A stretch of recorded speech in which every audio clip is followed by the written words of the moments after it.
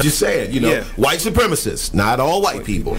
But, you know, when I look at any situation, say on the news or whatever, right? Somebody killed somebody or somebody hurt somebody. One of the things that you see when they're interviewing the people who know him, co-workers, they all like to say, you know, he has no history of that. You know, he has no history of that, no history of that, right? So that's used in a defense. So evidently, when you do crazy stuff, first thing people want to know is this, yeah, do you have a history, right? So when I look at what happened in Charlottesville, North Carolina, I have to ask the question, you know, do these particular white people, white supremacists, do they have a history of this type of behavior? And I find the answer to be yes. You understand what I mean? I find the answer to be yes. So with that being said, I'm not sure why everybody's so surprised. I mean, you know, like you have to know history. This has always been a route that was taken to seize whatever it is they wanted to seize. It's going to go through violence. It's going to go through violence, even though we get labeled for the violence. But the reality is, terrorism in the United States of America has never been committed by black people. No, just hasn't. We're just naturally not terrorizing anybody. We're just trying to survive out here. So to me, when you get a group of people together yielding tiki torches, I mean, they were barking like dogs. They were chanting the Jews ain't going to replace us. They were chanting white lives don't matter. Like that's terrorism, man. Like they terrorized that particular area, and they did it in such a manner that not only did people get hurt, but somebody died. Now that's just completely unacceptable. And again, what if this would have been black people doing this, Mexican people doing this, Puerto Rican people doing this? Like, I just don't think it would have been taken so lightly. Like, to me, it's being taken lightly. I haven't seen anything else about the driver of the car. You know what I mean? The person who killed somebody at those rallies, I don't hear nobody saying nothing about it. I haven't heard he's been caught. I haven't heard that they got an ID on who the person was. Like, to me, this is being taken like somebody just bumped somebody in their car and went about their business. They speak of it lightly, but they don't speak of it anymore. Like the first day it happened, oh, this guy, he's being held on $2 million bond, and that's it. That's it. Nothing. Right. You're absolutely nothing else. Right. Just so they got the guy already. Yeah, they got him. He's in custody, but they're not speaking. Right. And why haven't we seen him? I mean, you understand what I mean? Like, are they showing his picture on media outlets? They have his picture, but it's not. They're not speaking. Really, they're not really speaking about. That's what I'm saying. That's what I'm saying. Where's the accountability? To me, he's not being put on Front Street. Let's take, for instance, with the two so-called Arab dudes with the Boston bombing. Oh, that was like they put them dudes all over the place. For 6 months. It didn't go anywhere. It didn't go anywhere. You know what I mean? Like every time you turned on, they were showing, you know, like these dudes painting the picture, propaganda. We got to get them, so forth and so on. I think part of the problem with that too, you can't it's hard to compare those two because from what you said, they got him probably first day, right? So after they pretty much get somebody, it pretty much goes down. I mean, it's going to take him, I don't know how many months to get in front of a judge to get accountable for his crimes, right? The two Arab brothers, one died trying to get away, and the other one was at large for like a week. But once they caught him, it kind of just disappeared after that. Yeah, because I feel like it's kind of going under the radar. Yeah, kind of under the radar. Like he's already in prison. Right, and there was somebody who died. You know what I mean? Now, like he don't think. You are listening to BeExposedRadio.com.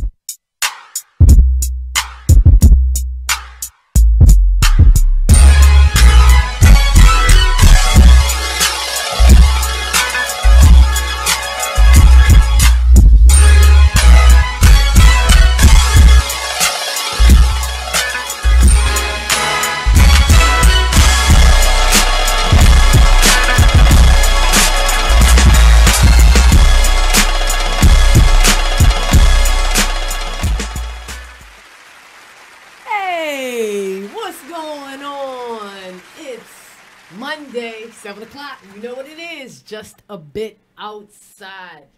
I am your host, Kescia. And across from me, we have Mark. It's time. And also, we have our little junior engineer in the building. We got my man, Little Tenard, in the building. Say what's up. What's up? Tell everybody happy MLK Day. Happy MLK Day. Yeah, so, as we all know, it's holiday, Martin Luther King Jr. Day. And there's a lot of festivities going on around the way. I think they had the parade, the city parade. Oh, yeah. I believe Davon was a part of that. Grand Marshal, I believe. Awesome. And I think our little junior engineer may want to kick a few MLK facts for us. You gonna do that? Yep. All right, go for it. Get your hand off the mic. Good. I want him to start first. You want Mark to start first? Oh. Today's MLK Day, so why do we celebrate it today? Because today is his birthday, June 15th. January 15th, and today people celebrate his birthday. So what did he do that makes everyone celebrate him? He made white people and black people come together by saying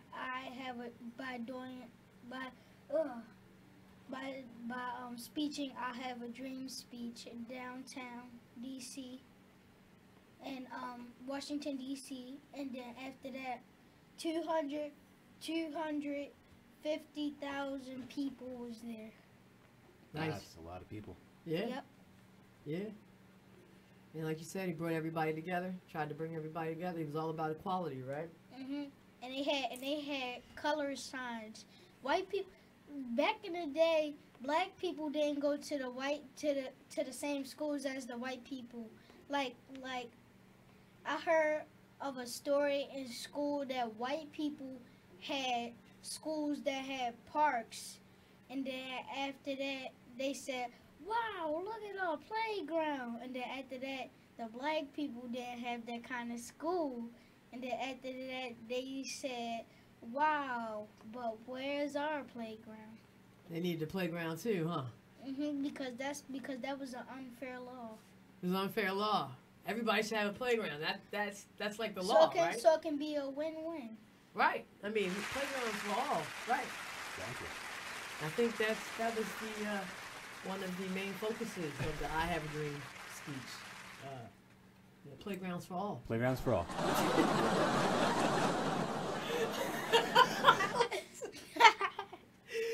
All right, man. You want to say anything else about the holiday? I'm just jealous because Tenard had school the day off of school and I still had to work.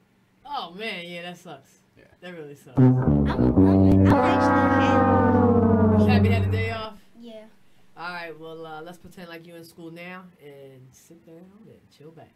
Okay. All right, so you guys, we got an awesome show lined up for you today. We have some representatives from the Hope Mission, which we talked about last week with our guest, Davon Fleming. They are coming on to talk a little bit about what they're doing and their upcoming events. We also have Frostburg State's football team head coach, Coach DeLane Fitzgerald, calling in a little bit to talk to us about the Bobcats' amazing 2017 run through the NCAA Division III. They had a fantastic season. You guys are going to love to hear everything that he has to say. So let's get it cracking. Let's kick things off with the hometown hero. Who you got for this week, Mark? The hometown hero, actually, I'm gonna. I have two because I have an honorable mention. I had one that I was going with all the way up until yesterday. One sports related, one's non-sports related. So the non-sports related ones, the honorable mention. What's his name? Dr. Imamu Baraka. Okay. And if you haven't heard his name by now, I'm sure you've heard what he's becoming known for. A viral video shot last Tuesday night. Oh yeah. Outside of University of Maryland Medical Center Midtown campus. The old what was it called? I can't remember what it used to be. Maryland General. GBMC. No, it used to be Maryland General. Yeah, Maryland General. So yeah, he took a recording of security just dumping this lady down the street, and I mean, awesome for him to he's a psychotherapist, I believe. So he good for him to bring awareness to that. It has the whole nation talking, which you can't argue that. But the hometown hero, and I know we're going to talk about it a lot tonight because everyone's talking about it. Stefon Diggs. The Minnesota Vikings. Man. Yeah. From Gaithersburg, Maryland, went to Good Counsel High School in Olney. Yes. Maryland Terp, 5th round draft pick for the Vikings 3 years ago, 2015. Yeah. And he had the absolute play of the playoffs so far, 61-yard TD reception, taking it down and giving the Vikings the first ever walk-off TD in playoff history. Yeah, shout out to the dude, Stefon Diggs, man. And you know what? Mark said, you know, he's sure we're going to talk about it all night. We're about to talk about it in the next 2 minutes again because, I mean, that play was just so spectacular, man. Yes. It's awesome. Absolutely. Awesome. Yeah, and you know, representing the hometown, you know, the home, you know, being from around the way, that's extra special for us as well because, you know, we didn't have a dog in the playoff fight this season. Nope. So maybe we can rally around Stefon and the Minnesota Vikings. It's purple. Yeah, but say we share a common color, purple. You know, maybe we can jump on that bandwagon. There you go. Drink the purple Kool-Aid again. Yeah. Oh yeah. All right. Well, let's move on to the WTF moment of the week. Now, you guys, when Mark and I first started to discuss this, like a little bit earlier, well, last week when we started to discuss this last week.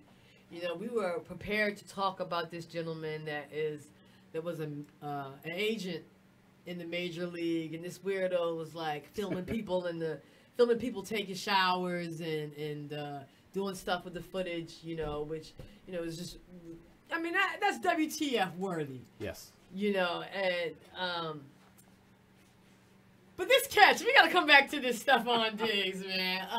You know.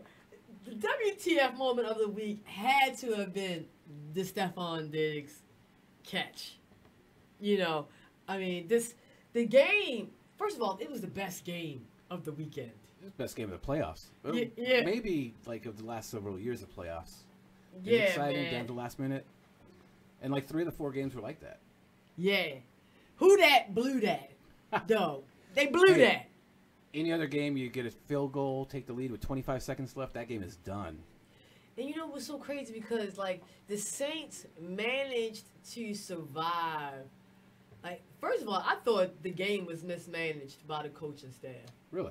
I thought there were a couple of challenges that you were just like, man, what the hell are you doing? I mean, you managed to work yourself down to one timeout, and it was like 10 minutes left in the game. You know what I'm saying? Like, you know, they had managed to survive all of that. You know, they didn't score any points in the first half. Yep. Managed to overcome that.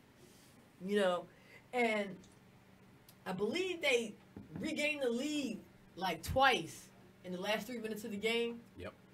And they scored a field goal, right? With 10 seconds left, you know, and I'm totally sitting at home preparing to take my lumps because I've been saying Minnesota's going to win this game all week. And I was prepared to brag because I picked the Saints last week, if you remember. And I was going to say, you know, now that we've started doing this and we kind of out there, every time you're wrong, Bama's want to line up. They want to line up and troll the hell out of you. But when you're right, you know, you don't get any gratitude or any good job or nothing like that. But the trolls come out of the woodworks when you're wrong. So I was totally prepared to you know, like, take my lumps and everything, man. And 10 seconds left. Case Keenum drops a 61-yard bomb. Stefon Diggs, like, my mouth literally, what did I tell you about that, Mike? My mouth literally dropped open. Like, I was stunned. I was waiting for something else to happen, like a flag, or I just couldn't believe that. I'm like, I was just waiting, you know? That was the kind of thing, too, where, like, regardless of who your team is, if you're not a fan of either team, you like jump up to just yell. You're like, yeah, hell yeah, hell yeah. When I saw that there was like no flags, I just couldn't stop screaming like, oh, I was just in there like, OMG, OMG, WTF, like man, it was crazy. And I feel bad for what's his name, Marcus Williams. Yeah, because everyone's dogging him. Yeah, but he pulled up because he didn't want to get that pass interference, which the coaches, they're gonna tell you, you don't want to do that. It wasn't a field goal game. It was at 1 point? Yeah. If it would have been a long field goal, but if he got the pass interference, it would have let them give a shot at a field goal. Absolutely, and I was gonna say, on the opposite side of that play is Marcus Williams, man, and I feel pretty bad for him because, man, the internet is unforgiving. I mean, the memes just started harsh. rolling. I think I sent Eric one of my favorite ones. It was like they put him in with the Thriller dancers on the Michael Jackson Thriller scene, and he was like doing the little, Thriller dance. You know what I'm saying? Oh man. Right, man, and so I mean, I would have to say that was a pretty good WTF moment of the week, best game of the playoffs, best game of the weekend, and I want to shout out the Hooties. Who dat? You blew that. So I'm gonna give you a big old ho dat. So where's Mike Banks and Melody and all them? Oh, they ain't gonna show up today, man. They ain't gonna show up today. They had so much to say last week after their win, but they ain't gonna show up today because we've been riding them. We've been riding the hell out of them, man. They've been having a good time. Good time with that. Next up, I want to talk a little bit about, I want to do a little baseball. Okay. All right. Last week, the Orioles were able to pull a few deals to avoid arbitration with a few players. Tim Beckham was one. You know how much we love him. Yeah. How much you love him. Well, yeah, when that trade happened, I was like, who the hell? But, man, he made me a fan. Yeah, totally worth it. Totally worth it. Let's talk about the two major ones. Okay, the first one that I want to talk about was kind of like okay, yes, this is what needed to be done first and foremost, which was the Manny Machado deal. So Manny Machado, they avoided arbitration by giving him 1 year, $16 million. I believe next season he'll be a free agent. Yep. And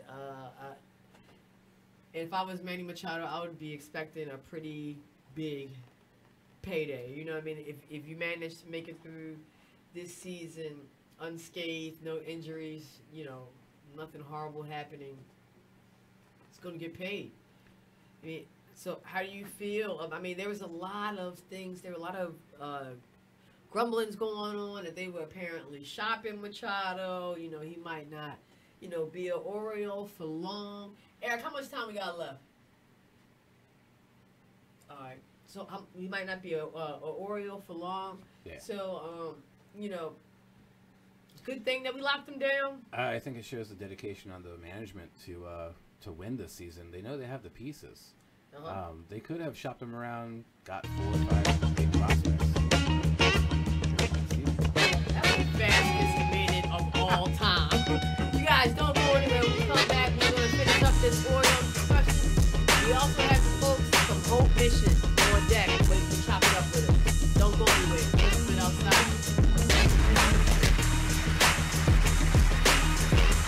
You are listening to BeExposedRadio.com, the home of Talk Lately with Monty, every Tuesday at 7 p.m. Black by Demand radio show. 2 years ago. If you broke that bike and it don't work, that's on you, brother.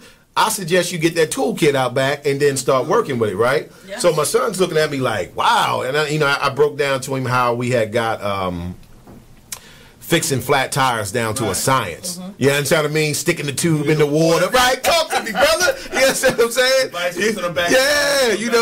Critical thinking. And seeing, we look at that now and like kids, they not as on hands like we were back in the day. That's because now nowadays you don't have to put the bikes together anymore. They can come assembled. Yeah, everything's coming assembled. In the store, they ask you like if you want it already assembled. Right, right. Back then, you just got the box with 1,000,000 pieces. Right, and today I don't think they could work with that. It's just like the thought process. Nowadays, you get a bike that's already put together. Now, when you were younger, you had to put this bike together. You got to put it together. That basically closes your mind into learning how to do something. Yes, yes, now yes. you're giving it something. So, okay, you take this, and this is what it is. Right, so now right. you have to run with this instead of teaching the child. This is how you put this together, so you see the result as this. Right, right. Critical thinking. I like that. Absolutely. So look, not to cut you off, Mr. Denise, but let's go to our first commercial break, and then we're going to come back and finish talking about critical thinking.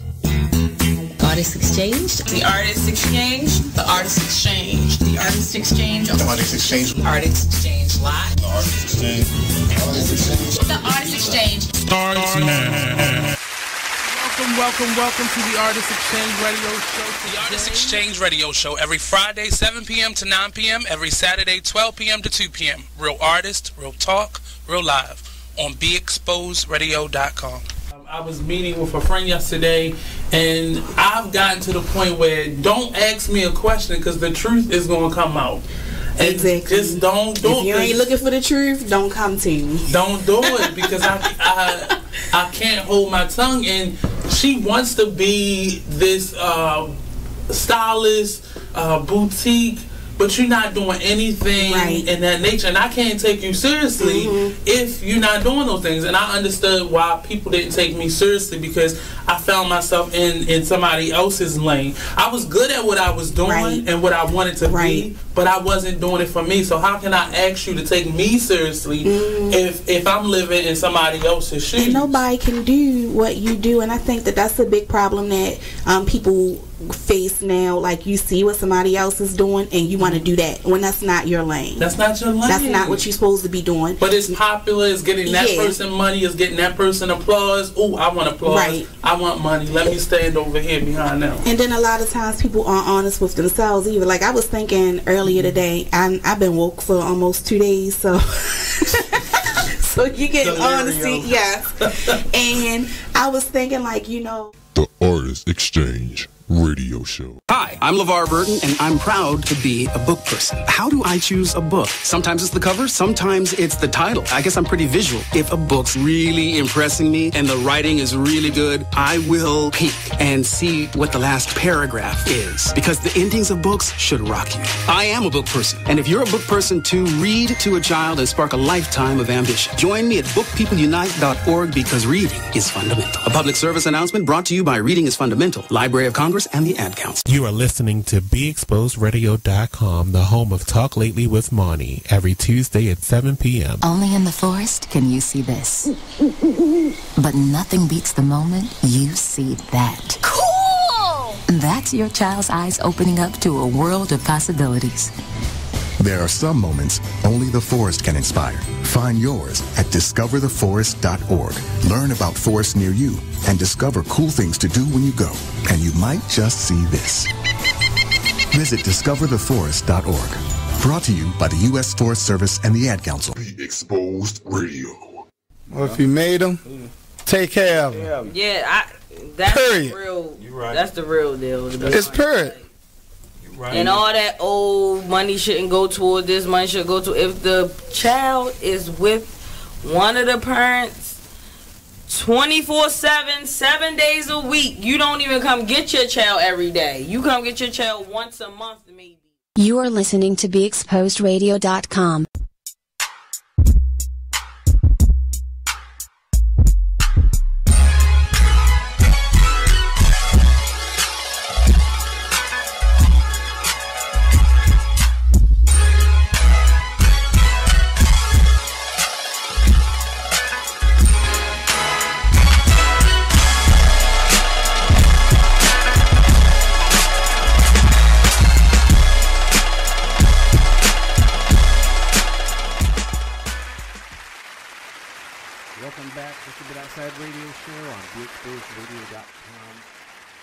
January 15th, Martin Luther King Day, as Tenard told us everything he knows about Martin Luther King. And y'all missed the outtakes before the show. Right. You're watching us on Facebook or on YouTube Live. Tune in app, radio loyalty app. Give us a call, 410-702-5657 to join the conversation. We already ran through our WTFs and Hometown Hero and started talking a little bit of baseball because as crazy as it seems with how cold it is outside, it's getting close. Yeah, it's right around the corner, man. You know, we can't wait. You know, we love the Orioles around here. As Mark said, we left off with talking about baseball, and we were talking about the deal that the Orioles recently made with Manny Machado, 1 year, $16 million. And we were all just talking about how happy we are to, you know, in essence, have him one more year before the Sharks start circling. You know, I don't think I'd be surprised if we have him in 2019. I'd be surprised if we end the season with him in 2018. Yeah, because, you know, I'm going to be honest with you. I've been hearing a lot of things going on. And, you know, particularly about your hometown. The Arizona Diamondbacks will not let up. You know, even as of, I believe, like yesterday, they're still making a push for Manny Machado. I mean, and they are hungry for this dude. I mean, and honestly, anybody should because he's just so fantastic. They were amazing last year, and he could just be that piece to push them further into the playoffs. Yeah, and, you know, they're looking for a shortstop, and, you know, ultimately that's what Manny Machado wants to play. So, you know, as much as I hate to say it, it would be a good fit for him. Yeah. You know, at Arizona, and I understand why they're making the push because you got Jeremy Lamb at third base, and you currently have that Marte kid that's at shortstop, but you could push him over to second base, and you got Marte at second base, then you would have Machado at shortstop and Jeremy Lamb at third, and you know that's definitely an improvement on an already decent squad. Oh yeah, definitely. And there's talk that the Orioles are going to shift him to shortstop this year. Yeah. I mean, they better do everything they can to keep that boy happy, man. You know, we want him to stick around. But, you know, the trade deadline's at the end of July. Yeah. And, you know, if the Orioles are below 500 and the division is not looking attainable, then they're gonna ship him off because they're going to get a lot for him. I also heard, who else did I hear? Chicago White Sox, I believe, in the mix. Yeah. So, I mean, you know, people are still, you know, even though we got this deal done and everything, and he got a hell of a pay increase because I believe he was, you know, before the deal, he was at like 11.6. Yeah. So he got himself a nice 4.4, you know, additional. But I mean, there's so much more out there that you can offer this, you know, money out there that he could get. And once hits the free agent market, you know, damn Yankees. Yeah, I'm expecting I'm expecting to start with a 3 and 3 digits, like, you know, 300 million. I'm serious. I mean, if Giancarlo Stanton could get 325, why not, you know, Manny? So who are your top teams to go after him? The people that always open up the bank. Yeah, of course, people that always open up the big pocketbooks. Dodgers, Yankees, Red Sox. Red Sox, of course. You know, I mean, probably pretty much anybody in our division. Because they would just love to do that. You know what I'm saying? And then also, you know, after reading up on the Arizona Diamondbacks, I think that's legit. Oh, yeah. Yeah. So let's move on to the next contract that is you know, very important, but to me a little controversial, and that's Zach Britton. Okay. Orioles locked him down 1 year, $12 million. I've been kind of getting mixed emotions out there. Some people don't understand it. Some people do. I'm a fan of the move because, I mean, we have absolutely nothing going on in pitching. Why would you let the one good thing that we have go? Exactly. You know, but a lot of people are saying because he's currently recovering from that surgery to fix that right Achilles tendon. Yeah. And that he's going to miss the first half of the season, that he is not worth it. And he didn't play a full season last year. And the $12 million that he's getting this year isn't actually an increase. I think it's only like a $600,000 increase. Some people are, but it's an increase. Some people are upset about that because, you know, his output just it's not there. Well, when you're out half the season, it's not going to be there. Yeah, and it's gonna be, you know, it's gonna be a while before we get back, but before he comes back. But like I said, I mean, you know, outside of Zach Britton, like, we do not have a workhorse ace. We don't. You know what I'm saying? Our aces be hitting at like 3-point-something ERAs. You know what I mean? Like, you want your ace to be in like the 2s, the 1s. Yeah. You know. And really, like, there's not a whole lot of movement in Major League Baseball. Right, that's my other thing. Who are you going to replace him with? Everybody's crying about this. Who are you going to replace him with? I'll wait. If you guys don't know what to come back, we got to go to the World Nations coming through, chopping up with us, let us know all the good they're doing in the city of Baltimore. Just a bit outside, Monday night, live, baby.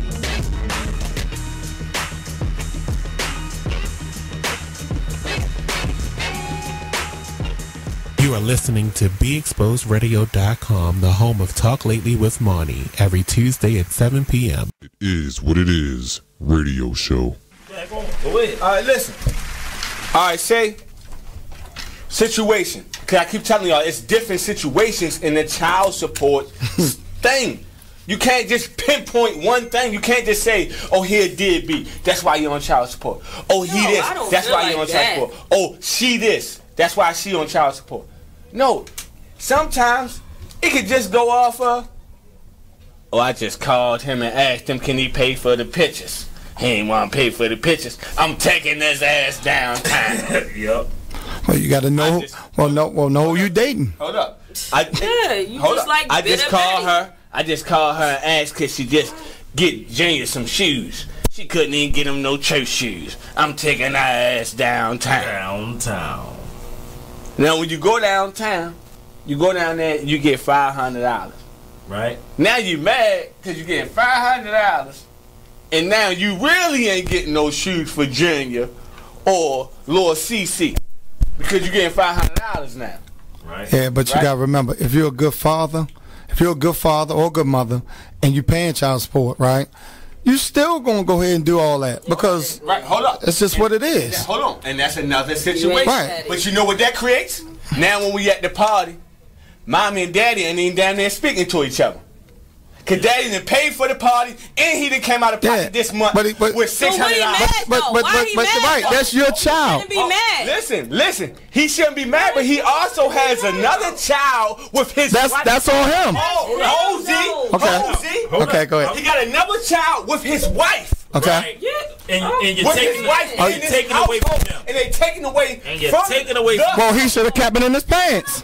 Exactly. Should have kept it in his pants. Stop complaining. Stop complaining. Stop complaining. You on some whole, he on some whole other shit over here. He on some whole other shit. I'm gonna tell you. You are listening to BeExposedRadio.com, the home of Talk Lately with Monty, every Tuesday at 7 p.m. You are listening to BeExposedRadio.com. Whoa. The moment my son saw a redwood tree. It's huge! Is the moment I knew that. You are listening to BeExposedRadio.com.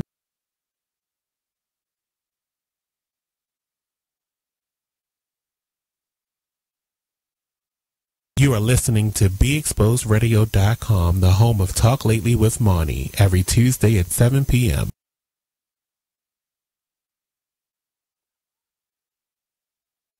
You are listening to BeExposedRadio.com. Whoa. The moment my son saw a redwood tree. It's huge! Is the moment I knew that for him. You can't even see the top of that thing. Even the sky has no limit. There are some moments only the forest can inspire. Find yours at discovertheforest.org. Learn about forests near you and discover cool things to do when you go. Your moment is out there. Find it at discovertheforest.org. Brought to you by the U.S. Forest Service and the Ad Council. You are listening to BeExposedRadio.com, the home of Talk Lately with Monty, every Tuesday at 7 p.m. Be Exposed Radio. Let me do that. There's certain things for everybody. Yeah, like, you know what I mean? There's a time and a place for everything. Maybe if I'm sitting down reading a book, and then I'm like, all right, cool. Let me throw this Lupe on, get this real lyrical going on, and maybe I see a whole nother side of something. But if I'm sitting down with a bottle, I don't want to hear that. I don't want to hear it. Like, you might turn on the right Lupe song, you feel me? And because I'm drunk, I'm going to get lit for it. Right. But, yeah, for the most part. What's up, guys? It's your boy, Shepsworth Bentley. And make sure you guys check out Homegrown Radio every Sunday, 7 to 8 p.m. right here on BeExposedRadio.com. It's new, fresh, Baltimore radio. Just a Bit Outside radio show. There is one glaring stat that I read about while watching the games over the weekend. New York Yankees went 22 straight innings with at least one strikeout. Really? That's a major league record for the postseason. Wow. Yeah. That's an interesting statistic. It is, you know, and then when you think about it, it's like, okay, you know, that, to me, that's like a big reason why, you know, they're losing right now. You are listening to BeExposedRadio.com, the home of Talk Lately with Monty, every Tuesday at 7 p.m. You are tuned in to BeExposedRadio.com. So we were talking about critical thinking. So we definitely believe that critical thinking is one of the first things we need to start implementing, not just simply being told things. Or how about this? You know, we tend to listen to people who get assigned certain positions. Right. You get what I'm saying? So when they have certain positions, we tend to think that it's truth attached to that because of their position, right? Right. Is that always the case, though? Absolutely not. Absolutely not. Absolutely not. It's probably one of the biggest reasons we should be doing some critical thinking. Yes, I agree. I definitely. You are listening to BeExposedRadio.com, the home of Talk Lately with Monty, every Tuesday at 7 p.m. Be Exposed Radio. And more money, let them know, like, you're going to get a hit if you do some rap stuff. You know what I mean? Right. Now, appropriation, like, they be giving it money. I was just about to talk about that too. Appropriation. Is it appropriation when they do? Because, you know, Miley Cyrus. Like, think about it. You got like Miley Cyrus. You had Justin Bieber, and you had like even Katy Perry and Pink. You remember? I don't know if y'all remember Pink. She used to do like some hip hop stars, some like R&B stuff too.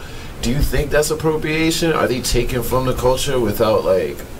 I don't know. Like, without giving the way I look at it is, if it seems forced, then 9 times out of 10 it's not really them. Yeah. So then it's appropriation. You feel me?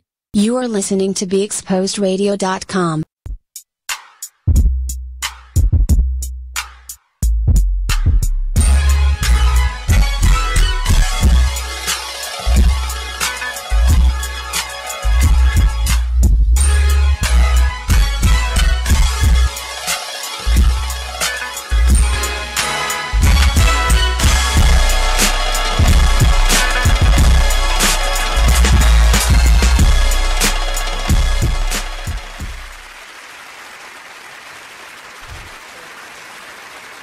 Welcome back to the Get Outside radio show on BeExposedRadio.com. Sorry for coming back a little late. We're having some difficulties. You're listening to us on Radio Loyalty, TuneIn app, apps. Those are 2 separate apps. Facebook Live, YouTube. And we appreciate you joining us each and every Monday. Like we say, share the link, share the love. Share the link, share the love. Share the link, share the love. Well, last week we had Davon Fleming of NBC's The Voice on, and his second time came on, and always a good time. But he mentioned that he's going to be doing an event soon for Hope Missions. So we reached out, and Hope Missions came on in, and we wanted to talk about that a little bit. If you want to introduce yourselves. My name is Jermaine Gibbs, the founder of Hope Missions. My name is Basil Wood. My name is Nora Vanberg. I guess first off, what is Hope Missions? So Hope Missions it's an acronym actually for help open people's eyes. So what it is I did missions 2 years ago in Ghana with the church. Went back in 2017 by myself, and then decided to go back in 2018. But this time I wanted to go back and be a little bit more effective. So what I did was reach out to some friends that I worked on a project called The Unheard People in Baltimore, and told them about what my vision was for Ghana, and they said, "Oh well, let's do it." So we did a meeting, a couple of meetings, and we wound up with a team of 10 people now. We'll be traveling to Ghana on March the 17th through March the 25th. We have adopted a school. Hope is called Diamond Gold College Primary School. It's about 80 students. What we'll be doing there is actually building a restroom, washroom, so they can, because right now in the school don't have a restroom. Oh wow. We are working to put computers in every classroom, provide them with educational materials. And then in another village, a Boso village, we're actually building a well so that they can have clean drinking water. And then we're just trying to bless as many people as we can while we're there in Ghana. That's amazing. And Davon mentioned the educational aspect, which, you know, that's always a good thing to do. It's a beautiful thing. It's a beautiful thing. You mentioned previous trips to Ghana. Can you just mention some of the things that you did there and how you affected change? Yeah, so the first year I went with a church, and we kind of did more of like missionary work, just kind of going to doing different church services, kind of trying to uplift and empower the people. But what I noticed was it's good to kind of tell people things and to kind of give them a little inspiration, motivation. But I think at the same token, being in that environment, it showed me that there was a huge needs.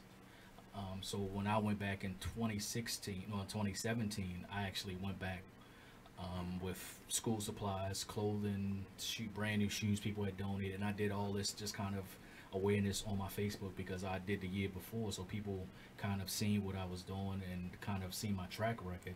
So when I reached out, I planned this trip in 3 weeks. Wow. I went by myself, reached back out to the people I was connected to in Ghana, and I said, I'm coming back, but I'm coming back with some donations. So I was able to bless 3 different villages and 4 schools, and that's how I ran across the Diamond Gold College. Diamond Gold College is a privately funded school. A local person in the village built it. If they had not built a school, this village would not have a school. But it's really literally just cinder blocks. They don't have chalkboards, and they have like little chairs they sit in. So they get an education, but they really not getting an education. So that's why we're going back this year to provide them with the things they need to get a quality education. It's amazing. amazing. Kind of similar to, you know, the Baltimore schools right now. Yeah, Kids I was can't just learn thinking like they in that. the hole, so. Right. So, improving conditions. Yeah, we gotta improve the conditions so they can actually focus on education. You can't do that in, you know, an uncomfortable environment. Who wants to think about learning? That's right. You know, so. And we had talked last week about the video that went viral here in Baltimore where the kids were in coats and bundled up, and the teacher had said, you know, if they're in that condition, they're not going to be able to learn. That's right. So yeah, that's. As an adult, can we work in those conditions? Oh no. I know I can. As we said, Davon, he's working with you guys on a event coming up on the 28th. You want to tell us a little bit about it? Yeah, we're excited. Oh, I'm going to talk about it. Okay, yeah, so we're so excited. Davon is coming out. He has just been amazing this whole process. He has been like, what do you need me to do? Responsive to every text message, sharing on Facebook, just happy to be a part of it. And so, you know, this is going to be his first performance since coming from The Voice, and he'll be performing about 4 songs throughout the night. So don't worry if you can't get there at 6 o'clock. You can still come between 4 and 8. I'm sorry. It's 4 to 8. Somebody told me I can't get there to 6 today, and I said, you can still come. There's no excuse. Come on. So he'll be performing between 4 and 8 o'clock, different times. And it's going to be some other African dancing. It's going to be some other singing going on. But Davon has really, really been vital in, you know, opening up to everybody and having everybody come in and help us with this. Right. We're excited to have him. Yeah, so the whole goal around this whole fundraising event is to bring awareness to people here in Baltimore. Mm-hmm. But not only that, it's kind of hard, and especially in these times, to just ask for money. Right. To just say, oh, you want to donate to this cause, you want to donate to this cause. So what we did as a team was be creative, is come up with ideas to that we don't just have to ask for money, but we can actually give people something so they feel like they sewing into something. Right. So we put together this event, and not only that, we have these armbands that we sell for $5. The T-shirts. Cameras up there, so if y'all want to like armbands, the Hope Mission Ghana armbands. The Hope Mission's T-shirt, the Hope Mission hat, all can be purchased on HopeMissionsGhana.com. And 100% of the proceeds go back to Ghana. We don't put 100%. anything in our pocket. That's awesome. Not 1 cent goes towards us. We all have businesses of our own and jobs, so we're not trying to take money from people to put in our pockets. This is going 100% back into Ghana. So, like you said, it's going to be an amazing event. Davon is our headliner. We also reached out to Connection School in Baltimore. They have a dynamic dance and African drum. The kids will be coming from there performing. Awesome. As well as a DJ Lady M. As Mysterious, yeah, she'll be there. DJ Mysterious? Yes, Mysterious. Okay, nice. Shout out to DJ Mysterious. Shout out to DJ Mysterious for coming on, being a sponsor for this amazing event. The tickets are just $40, and we have a photo booth, so you'll come right in on the red carpet, get your picture taken. Everybody will go home with a picture. You'll get to enjoy your live band, DJ Davon Fleming. Plus, we got another surprise guest that's going to be there. And not only that, so I go there every year and I take tons of pictures. So I'll be selecting some of my best photos that will be on sale because it's called the Madasi Arts and Cultural Suit and Tie event. So you have to bring out your Sunday's best, not necessarily a suit, but we just want it to be an upscale event. The red carpet feel, come clean, come correct, yeah. come clean, come correct. Jeans to church, but not to me. No fitteds, no snapbacks, no Tims. Right. Yeah, so we just want to kind of, have a good time, to talk about it a little bit, and we'll do a little fundraiser there. We got some amazing raffles that we're going to be doing. So you can go to HopeMissionsGhana.com and get your tickets. We do have tickets left, but they are going extremely fast. No tickets will be sold at the door. Oh, wow. Did you guys mention where the venue was? Oh, the yes. Location, please. It's 401 North Howard Street. It's the Downtown Arts and Cultural Center on the corner of Howard and Mulberry Street. We were just there. Yeah, we were just there for the Baltimore Awards. Baltimore Music Awards. Yeah. Very nice space. Very nice space. Yeah, it's prime, and we'll also be offering, you can get valet service. So if you don't feel like parking and walking, you can just pull up, pay $10, get your car valeted, walk right into the red carpet, get your picture, get some nice hors d'oeuvres, get you a nice glass of water, or one of our signature drinks. It's just gonna be a great night. It's gonna be a good night. And it's for a good cause. That's the most important thing. Like, this is not an event that we're doing just to raise money for us. But like I said, none of this money is for us. We're doing this for Ghana. Absolutely. Now, it's the 28th of January. If someone can't make it for whatever reason, is there any other way they can contribute? Yes, so you can go to HopeMissionsGhana.com and hit the donate button and donate that way, or you can write a check to HopeMissionsGhana.com. Like I said, you can buy the T-shirts, the hat. You see, they're very stylish. The armbands. We make it tons of ways so that you can donate. Even if you don't go online that night, we will be accepting donations via check, as Jermaine was saying. So you can write a check out to Hope Missions Ghana, and we will be accepting it. Also, the donations will be accepted on site too, right? Fantastic. So they can bring a donation when they come to party. Yes. Absolutely. The school supplies. So, yeah. Yes. We are also accepting school supplies, papers, pencils, notebooks, the things that we get our own children every year that they take for granted, glue sticks. These kids in Ghana, I don't think people realize they don't have anything. It's very Negro. They don't have anything. So the supplies that you get your children, we'll be accepting them at the event, right? We'll be accepting them at the event. Also backpacks. We're working. Backpacks. We're working so we can. My goal is, and our goal is to make sure that every kid at this at the school has a backpack. So it's about 80 students. I know right now we have one person that's signed up to donate 35 backpacks. So that leaves us remaining with only needing, and these are brand new backpacks. I'll be picking them up this weekend. So we need 45 more backpacks. So if anybody watching online, listening in on the radio or on Facebook Live. We need 45 more backpacks. So you can, like I said, you can reach out to us at hopemissionsghana@gmail.com. You can go on the website. You can contact us, 443-804-6501. Just we appreciate all the support, any support we can get, because we really want to make a major impact when we go into Ghana on March. Donations will be accepted up until February the 1st, the ones that we need to ship over. So all the supplies and everything. School supplies, yeah, we need to ship those about 6 weeks prior to going. Yes, because we're putting them on a ship and it'll take about 45 days. Okay.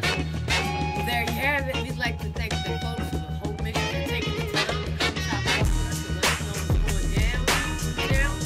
Guys, don't go anywhere. When we come back, we have Frostburg State University's head football coach, DeLane Fitzgerald. We'll be on the phone talking championship, playoffs, all that.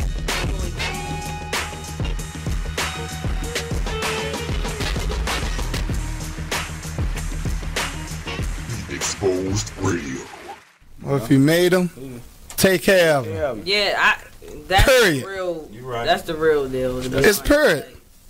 Right. And all that old money shouldn't go toward this, money should go to, if the child is with one of the parents 24/7, 7 days a week, you don't even come get your child every day. You come get your child once a month maybe, or once every 3 months. Right. You cannot dictate where that money goes, especially if the child ain't calling you about nothing. Now, if the child calling you every week, then you can question about where the child support is going. But if every time you pick up the child, they look nice, they ain't complaining about nothing, why are you worrying about where the money go at? It is what it is. Radio. All right, let's do to negotiate successfully. What can we do to negotiate successfully? It says silence can be a huge asset when you're negotiating or bargaining with someone. Most people feel deeply uncomfortable with silence, and they will do anything to try to break it, even if that means giving grounds in a major way. That goes right back into the, what was the other one, where you just sit there and getting somebody to give you more information. Right. You just sit there and That's along the same lines. Yeah. But I think that's easier said than done. Yeah. You get what I mean? Mm-hmm. Because there is going to be the period where that person's just looking back at you. Now you got to try to out Jedi mind trick them and then force them to break the uncomfortable silence. That's what the Jedi. The Jedi, right? That's what I always call it, right? And break that. What do you think, Miss Janice? You think you can... Black by Demand Radio Show. The Exposed Radio. And more money, let them know like you're gonna get a hit if you do some rap stuff. You know what I mean? Right. Now, appropriation, like they be getting their money. I was just about to talk about that too. Appropriation. Is it appropriation when they do? Because Miley Cyrus. Like think about it. You got like Miley Cyrus. You had Justin Bieber, and you had like even Katy Perry and Pink. You remember? I don't know if y'all remember Pink. She used to do like some hip hop stars, some like R&B stuff too. Do you think that's appropriation? Are they taking from the culture without like? I don't know. Like the way I look at it is, if it seems forced, then 9 times out of 10 it's not really them. Yeah. So then it's appropriation. You feel me? But if I hear sincerity and the genuineness in what you're doing, and if they decide to label it hip hop, and your skin ain't the typical hip hop skin, you feel me? I can accept it as hip hop. Like, you are listening to BeExposedRadio.com.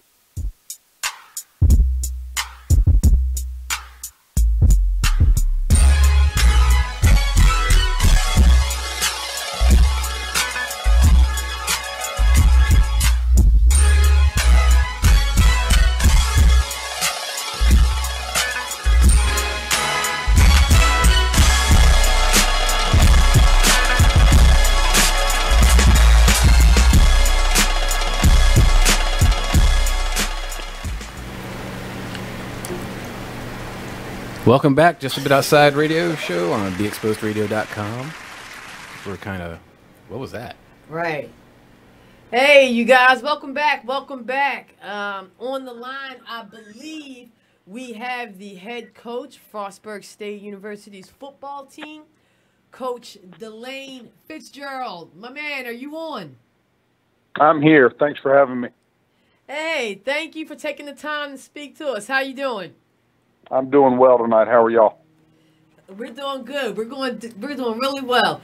First and foremost, let me thank you. Let me congratulate you on an amazing run this season with Frostburg Bobcats.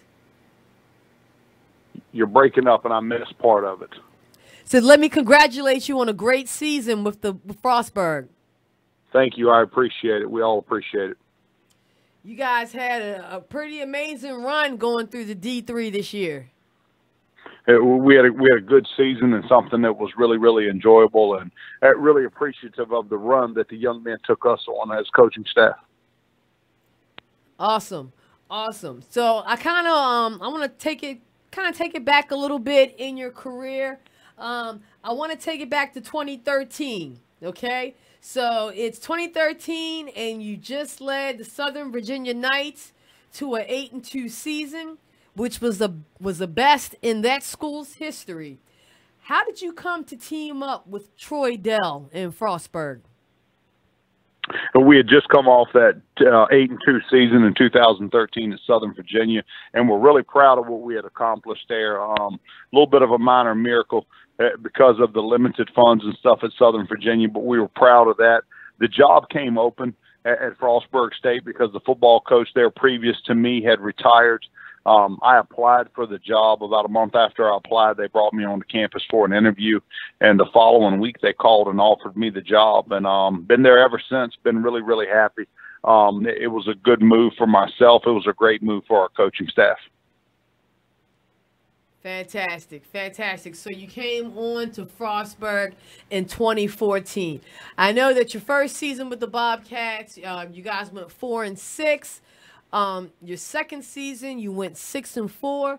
I mean, obviously, improving every year with the school. And it looked like 2016 was a pivotal season for you and your program. When did you know that your system was going to take the Bobcats to the next level? There were a lot of pivotal points in our 4 years at Frostburg.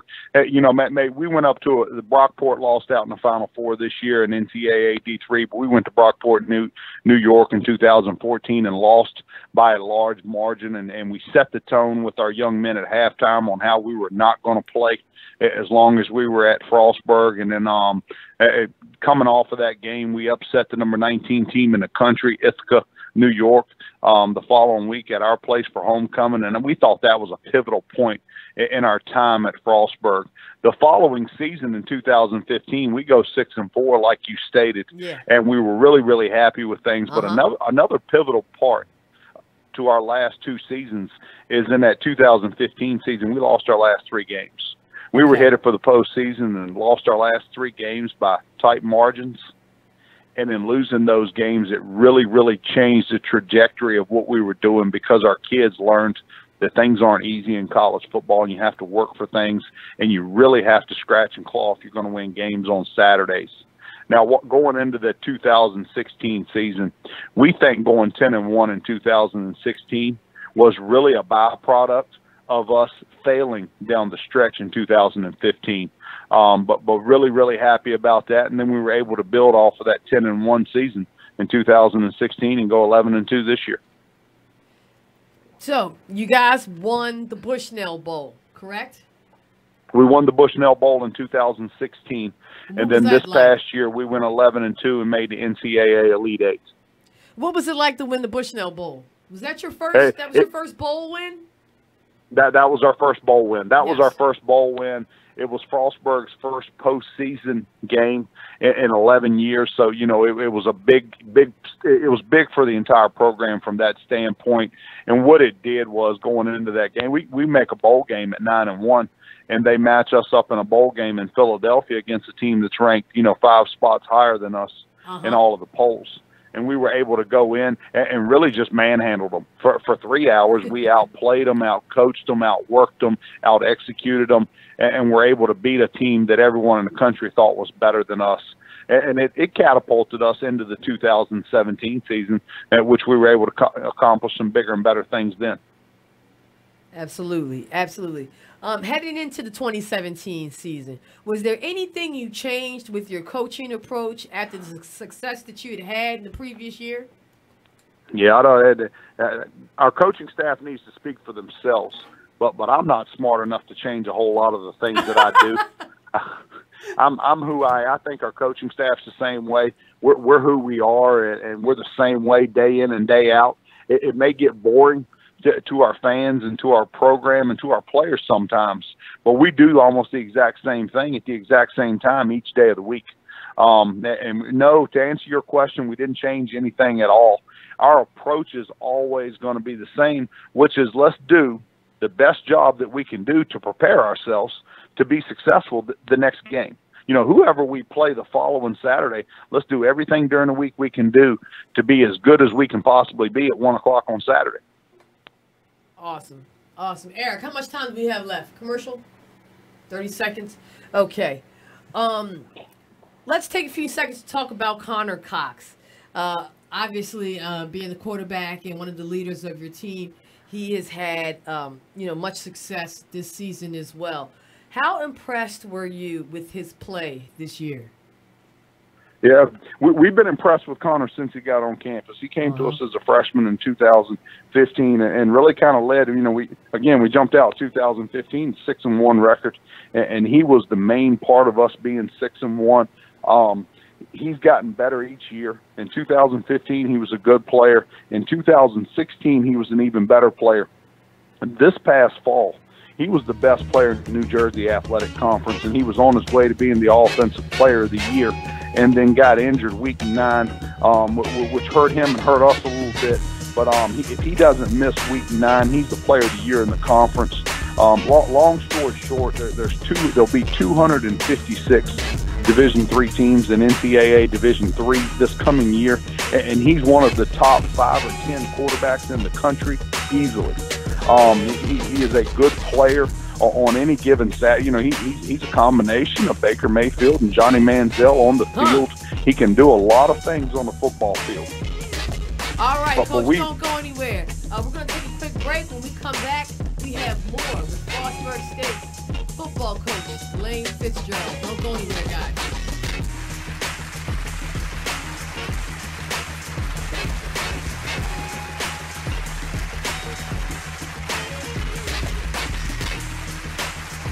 Exposed Radio. Let me do that. There's certain things for everybody. Yeah, like, you know what I mean? There's a time and a place for everything. Maybe if I'm sitting down reading a book and then I'm like, all right, cool, let me throw this Lupe on, get this real lyrical going on, and maybe I see a whole nother side of something.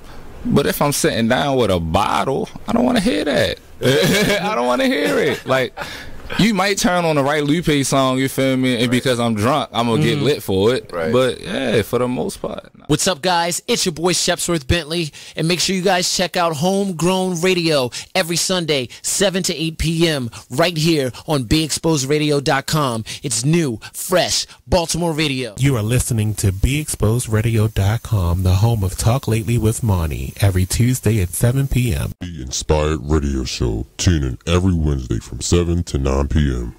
I'll give you an example of mine, and this is real simple, but I know I'm not the only one that this happened to. So I went to Target last night, and I'm shopping. I'm just filling my cart with this and that. Ooh, I like this. Ooh, a little Christmas gift right there. Get to the register. They ringing it all up, and they say, ma'am, your total is blah, blah, blah. I open my wallet. I go in my wallet, and my debit card is not in there. I was caught slipping, y'all. I was caught slipping. Oh, my wonderful merchandise. I had to leave there at the store because I was caught slipping. I didn't have my card. Now I know You are listening to BeExposedRadio.com.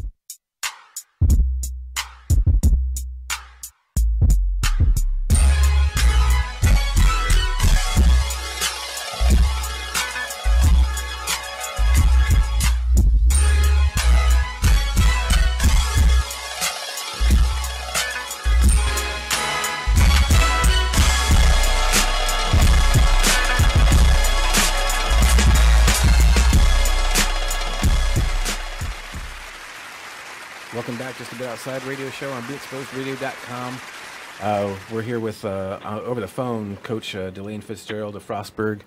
Kescia just asked you about Connor Cox, and you were talking about his season. I hear someone talking, but it's breaking up real bad.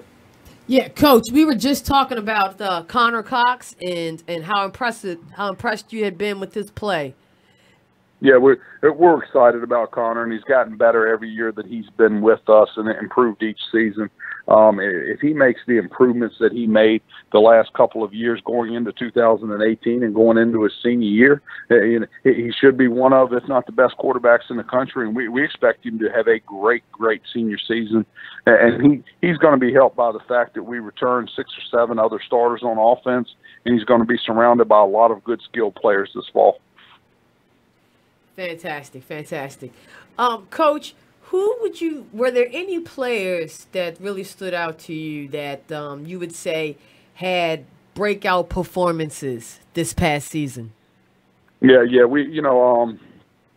Sergio Andino from Northeast High School in Arundel County broke out, and no one really saw him coming.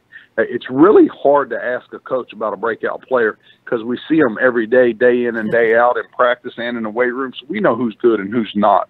But from a fan standpoint, Sergio had a breakout year. Jamal Morant from Baltimore and Milford Mill High School had a great year for us.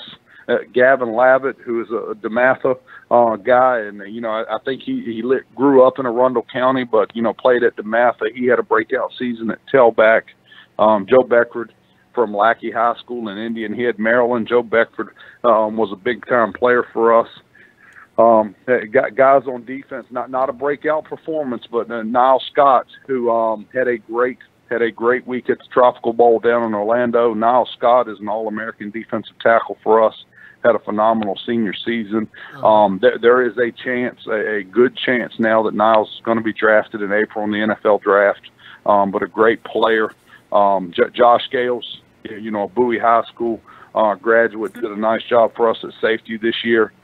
Josh Washington, another PG County guy. We have a lot of PG County guys on the team, but a PG County guy that played real well for us at the corner position. When you go 11-2 in college football, you're getting a contribution from 40-plus young men, so it's real hard to name them all. But we had good seasons, but by about 20-25 players that played really, really well. Awesome. I heard you mention Niall Scott in that list of players, and we all know that he's had an amazing season, and he was also named first AP All-American. I believe you said that he might be entering the draft. Is that what's on the horizon for him? Yeah, Niles is a 2-time All-American. So he was an All-American as a junior. Returned for his senior season, was an All-American again. When you start talking about Division III players in the NFL draft, they have to be a really, really special type player. But Niles is 6'2" and some change and 304 pounds. He got invited to play in the Tropical Bowl, which is the 3rd or 4th best all-star game for for college players to show their skills to the pro guys, NFL guys. He went down to the Tropical Bowl in Orlando this past week and had a great week of practice. And then he came out on yesterday, and had 2.5 tackles for loss in the first half. Actually beat the starting center at Virginia Tech on a play for a tackle for loss, and then beat the starting center for Miami on a tackle for loss in a crucial situation in the game. When I knew that Niles was having a really good week is when the NFL scouts started texting me on the phone on Friday night and Saturday night, telling me how well he had practiced and how hard he had practiced all week, which lets me know he's on everybody's radar. Long story short, he may have played himself into the draft this past week. Fantastic. We're definitely going to be on the lookout for that. So we know that you guys went to the NCAA playoff tournament. You made a pretty big push there. I mean, you guys had a very successful season. Let me ask you, what was one of the more challenging games that you guys experienced this season? Would it be the Was it an overtime game you guys lost? As a football coach, when you have 7 days to ponder and worry about the next game, they're all challenging mentally. The week that Connor hurt his hand going into week 9, and us having to go in and play without our starting quarterback against Kane University out of New Jersey, was very, very well coached and very, very talented. Might have had one of the best defensive players in the country this year, and Darren Hungerford. But going in and playing them, and we're going to line up with without our ace on offense, and we went into halftime down 11 points. Able to go in and regroup. Niles Scott, we'll go back to Niles. Niles goes in and leads the locker room at halftime and makes sure everybody's mindset's exactly where it's supposed to be. And we're down 11 at halftime. We come out and end up winning the game by 3. But as far as challenging games, that would have been the most challenging this year. But on our schedule, when you're playing Stevenson and they were in the playoffs the year before, and you're playing Salisbury, who's a perennial power, and you're playing Wesley's been in the NCAA playoffs 13 straight seasons, and then you do all that and you come out of it 9-1, and your reward for being 9-1 on the season is you get to go to Western Ohio and play an undefeated Wittenberg team, and then you beat them, and the NCAA rewards you by sending you to Washington and Jefferson to play an undefeated Washington and Jefferson team. And you win that game, and your reward for winning those 2 is you get to go play the best team in the country. The best team in the history of Division III football in Mount Union. Woo. That's fantastic. That's fantastic. Yeah. So what's going on with you guys in the off season? Lots of recruiting. I'm sitting here at the edge of a bed in a hotel in Rockville, Maryland. Our offensive coordinator's here in the room with me. We're going to catch 5 or 6 hours sleep tonight and get up at the crack of dawn in the morning. We're going to recruit in Montgomery County tomorrow, and then going down into Northern Virginia after that. So when you asked about the off season, we lose to Mount Union, who went on to win the national title, but we lose to them on a Saturday. We took Sunday off, and then we went on the road recruiting the following Monday. Wow. So a lot of recruiting. People think Division III football coaches just sit in the office, and whoever shows up at school for school, that's who you line up and play with. but it's not that way. It is extremely competitive. Donnie Zimmerman had his national preps combine today in Annapolis. And, it's a holiday for the rest of the country, but we walk in there and there's 450 young men, they're working out at a combine, wanting to be recruited by colleges. And then there were probably 300 coaches walking around recruiting the young men while they were working out, running 40s and doing broad jumps and doing one-on-one drills. It is extremely, extremely competitive, and we're all competing for the best players available. Amazing. So no days off, huh? We'll get a couple Saturdays and Sundays off here and there. Okay, so we still have a few minutes left. Can we talk a little NFL with you? Yeah, let's talk. Okay, we got a AFC championship matchup coming up between the Jacksonville Jaguars and the New England Patriots. Frostburg has been known for their awesome defense. And Jacksonville has a pretty good defense squad as well. Do you think they have what it takes to stop the New England Patriots? I am a fan of the way Jacksonville plays football and what they're building in Jacksonville. I still think they're a year or two away. Now, can they win this weekend and win the Super Bowl? Sure. All 4 teams left can win the Super Bowl. But I'm going to go, when you got the best quarterback in NFL history along with one of the best coaching staffs in NFL history, I'll go with the New England Patriots. I think they'll do enough to win. The other thing it will have an effect on Jacksonville is playing back-to-back games in cold weather. Because you practice all week in Jacksonville and you come up and win a game at Pittsburgh. You go home, practice all week in Jacksonville, which the weather in Jacksonville is probably 55, 60 degrees. And then they've got to go to New England on Saturday or Sunday and try to win a football game in the cold weather again. New England would be my pick. And I'm pretty sure being up there in Frostburg, you know all about that. No, I know all about it. We left Frostburg this morning in a car headed to Annapolis. It was 4 degrees. Cold. So, and not that it's warm down here, but by the time I got to Annapolis, it went from 4 degrees to 21 degrees. So about a 17-degree difference. I'm gonna tell you what, Coach. I'm gonna be honest with you. That's one of the least things that I miss about being up there at Frostburg. It's cold about weather, Frostburg. But you and I both know that Frostburg is such a special place. Oh yeah. That you're going to you take the good with the bad, and there's a whole lot more good in Frostburg than it is bad. But you're right. Hey, it gets a little chilly up there sometimes. Is DeLane Center still the place to be for the students? Say that again. Is the Lane Center still the place to hang out for the students? Still the place to be, and since I don't know what it was like when you graduated, but you walk in the Lane Center now, and there's a Chick-fil-A, and there's a Taco Bell, and there's a Moe's Southwest Grill, and there's an American food restaurant, and we've got a Subway, and yeah, and when we bring recruits on campus, the first thing the moms and dads ask is, where's Junior going to eat at? Where's there to eat? And I laughed and I said, yeah, there's a whole town of restaurants in this one building. Yeah.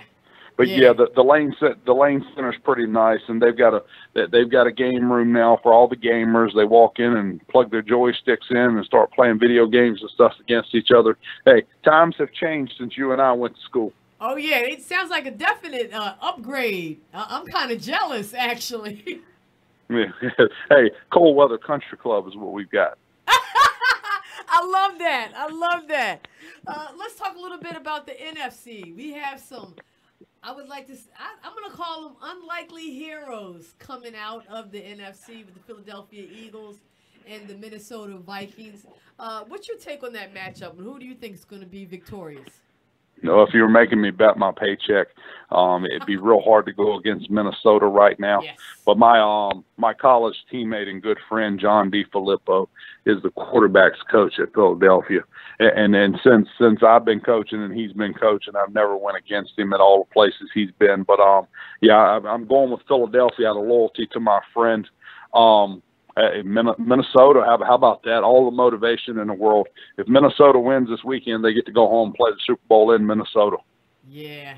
I mean, how awesome is that? I mean, I'm kind of jealous of that as well.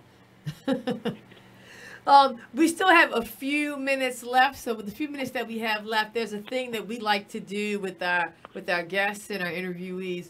It's called the Just a Bit Outside Fave 5. And what we do is we give our guests a topic and they give us their Fave 5 on the topic. So I am going to ask you. Hang on one more time. Give me the rules. You're going to give me a topic and then I have to give you 5 what? Your favorite 5 on the topic. Okay. We're gonna get a little personal here. I want to know what 5 musical artists do you have in rotation right now? In other words, who are you listening to right now as far as music is concerned? Do you know how embarrassing this is now? Give us the real. I love it. Give us the real. It's awful, and I'm old school now. Old school. All right, you got to listen now because I'm gonna flip it around. But LL Cool J. I listened to Twister while I was getting dressed and stuff and brushing my teeth this morning. I don't even know if Twister's done anything in the last 20 years. But Twister, and then I'll switch it over now and listen to some different stuff now. Listen to a little bit of Metallica. I love Metallica. My brother played at Virginia Tech, so you got to be a little bit of a fan of Sandman. 5. You're gonna make me think here. Think long and hard. Hall and Oates. Okay. Like all the old stuff. And then I got one more. What would be in there? Something to get your blood going. Let's go with Zach Brown Band. Okay. So, hey, very eclectic. I'm all over the place, and most of the things I listen to are 80s and here. Hey, what's my favorite 5? Anything from 1980 through 1988. Hey, my man. Hey, look, I'll go a couple weeks of Michael and a couple weeks of Lionel, and then just kind of bounce from there. All right. Thank you so much for giving us your time and speaking with us. And hoping to have you back in the near future, man. Guys, I appreciate y'all having me. Best of luck, and I'll be listening to the radio show from now on. All right. Go Bobcats, baby. Go Bobcats. Thank y'all. All right. Have a good one. Hey, you guys can come back and talk more NFL, and we're going to talk some NBA action, too. Don't go anywhere. The Artist Exchange Radio Show every Friday, 7 p.m. to 9 p.m., every Saturday, 12 p.m. to 2 p.m. Real artist, real talk, real live on BeExposedRadio.com. I was meeting with a friend yesterday, and I've gotten to the point where don't ask me a question because the truth is going to come out.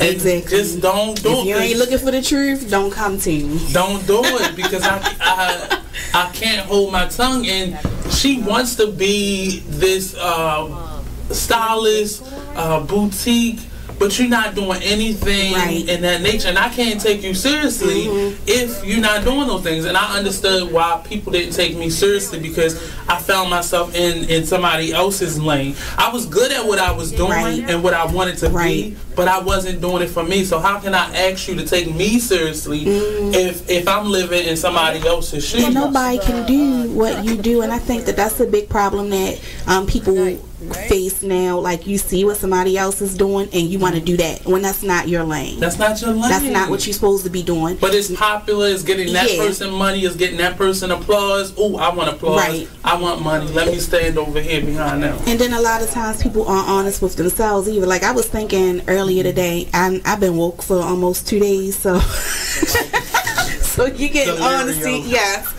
and I was thinking, like, you know, the Artist Exchange Radio Show. Well, if you made them, take care of them. Yeah, that's period. The real. That's the real deal. It's period. And all that old money shouldn't go toward this, money should go to. If the child is with one of the parents 24/7, 7 days a week, you don't even come get your child every day. You come get your child once a month maybe, or once every 3 months.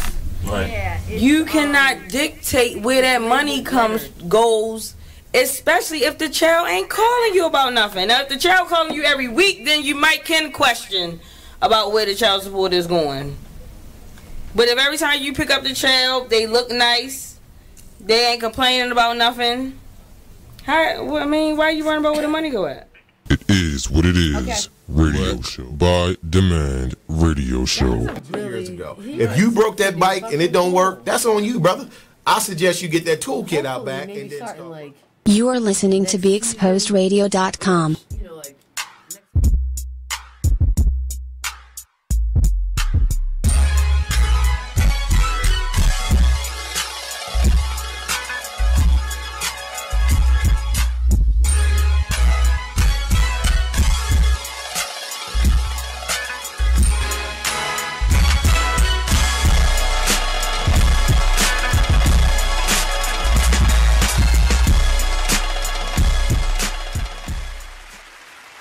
Welcome back, Just a Bit Outside Radio Show on BeExposedRadio.com. Kescia just finished up with Frostburg coach DeLane Fitzgerald. Awesome interview, Coach. Man, awesome interview. We really enjoyed talking to you. Yeah, that was really good. You're listening to us on Facebook, YouTube, TuneIn app, Radio Loyalty app. Give us a call, 410-702-5657. Hey, I did that from memory and didn't like over my lips. Well done. So,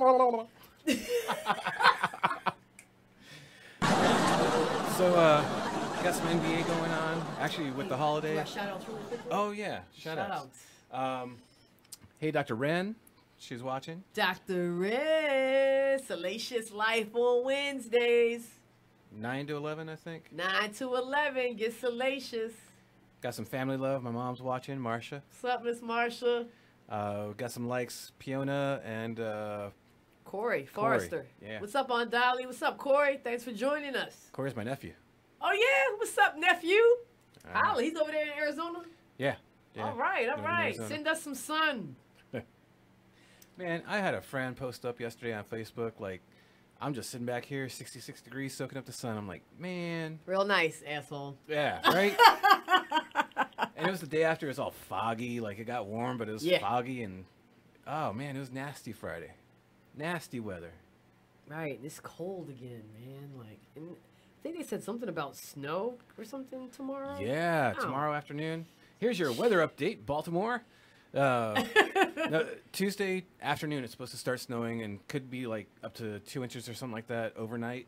Really? So like Wednesday morning commute, they're saying could be crap. Awesome. Yeah. All right. Let's keep it going. You guys, now is time for one of the funner segments of the show. Who came through and who was a booty huff for the week. And I'm so happy to say this. This segment is sponsored by Natasha's Just Brittle online candy store, located at 6615 Harford Road. Valentine's Day is coming up. Yo, check her out. She's got a lot of nice things for your sweetie. For your honey. Honey. All right, so let's start it off with the who came through. Mark, who is your pick for the come through this past week? I thought it would be easy to do Stephon Diggs. So yeah, I started thinking about it. 25 seconds, the Saints score a field goal, take the lead. Looks like it's game over. Case Keenum and just the entire Minnesota Vikings offense. You got to give it up. They get the kickoff. They move the ball a little bit. And then I think they had an incomplete pass, 10 seconds left, and just that bomb. Yep.